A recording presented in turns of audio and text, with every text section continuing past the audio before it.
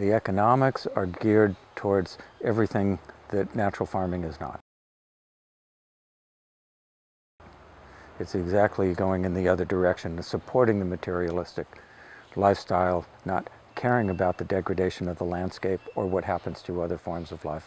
And it is a big obstacle to accepting natural farming or going to live a life like this. And it's a big obstacle to people changing their own way of thinking because people are invested in that world.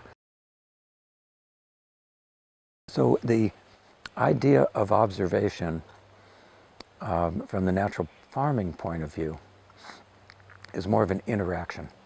That you're not observing, you are actually living in nature.